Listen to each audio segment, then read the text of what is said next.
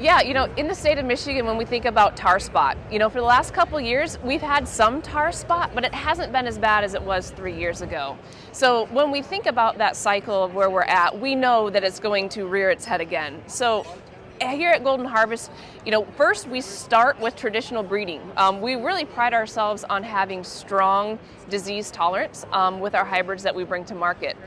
We are actually screening and inoculating our nurseries to make sure that we get those proper scores, and we prepare farmers coming out of the gate to know what that tar spot rating is as well. So all in all, we feel really confident with our portfolio, and our agronomy team can help make those management decisions in season if need be as well. So when we think about tar spot, obviously what comes to mind first is yield. But we also need to think about stalk integrity, harvestability later in the season, and making sure we get dry down the way we'd like.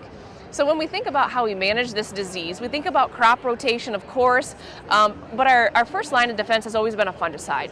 Are we timing this appropriately? Is one pass enough, or do we need two?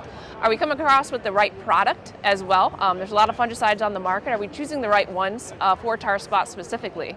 So when we think about preparing our growers, we really talk about that full system. Unfortunately, with tar spot today, there's no silver bullet.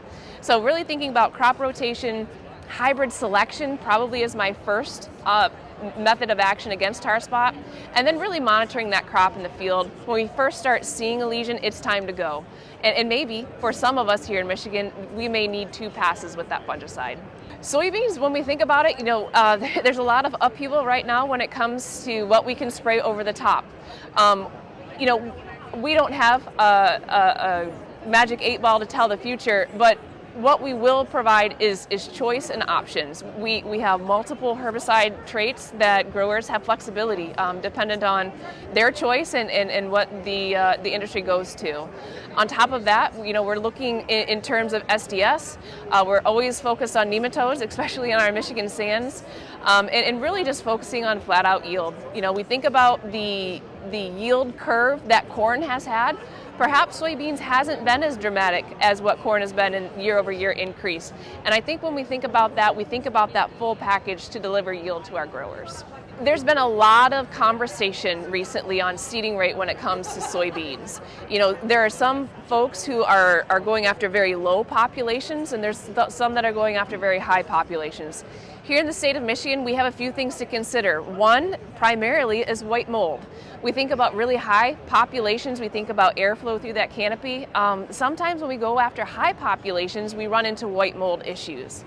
On the converse side, we think about our soil types. We think about a sand versus a loam that you'd see in central Illinois. So on those sands, we really have to increase those populations because soybean yield is all about gathering sunlight. So on one hand, we're kind of saying on some of our soils to go after higher populations, but on the other hand, for disease, we're saying lower. A basic rule of thumb, if we can harvest around 100,000 plants per acre. Now, I didn't say plant, I said harvest. So give or take in that ballpark, for the majority of Michigan growers, planting about 140,000 to 160,000 most of the time gets us there. Going out of the gate on some of our more challenging soils at 100 to start, I do get nervous about being too low. So, we have population in soybeans that we focus on. We focus on row spacing, and we talk about that planter. For me, I know everybody's operation is a little bit different. As an agronomist, I want to have consistent seeding depth. If we can accomplish that with a drill, great. If we can accomplish that in 15s, great. If it takes 30s, that's fine too. Myself, I really like the 15-inch row because we do get some of that air moving through. If we can get air through that canopy with a drill and ensure proper seeding depth, I'm fine with that as well. It's just whatever we can do to get that planting depth. We always get asked, how early do we plant our beans? And I've kind of coined the phrase, somewhere between the lazies and the crazies. I don't want to be out there in March, okay? We have frost, we can kill that seed off. But I also don't want to wait till June. To me, April 15th is a really nice date to get going. Crop insurance has their dates on purpose. And I am a big fan of early planting. I just don't want to be a little too crazy in terms of earliness of that planting. So when it comes to early planting of soybeans, then the question becomes what population? There's a lot of factors to consider. I'll start with first, making sure we have a solid seed treatment out there. I don't want to go out there with lower fungicide rates. I want to make sure my insecticide rate is there as well. I don't want to shy on the seed treatment. When it comes to populations, in my perspective, we're probably going to get a few plants to die off early, just from soil-borne diseases, you name it. So for me, I kind of want to go out there with a lower rate, but not too low. 120 to 140, I feel very comfortable with.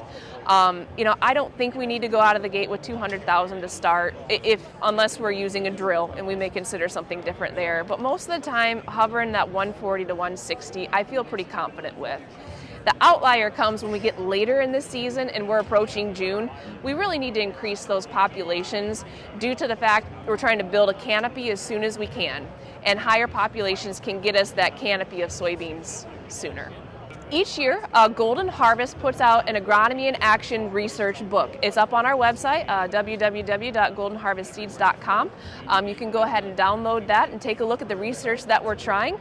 Also, nothing ever beats the boots in the field, and our local agronomy team here in Michigan and our sales team can help you with those questions.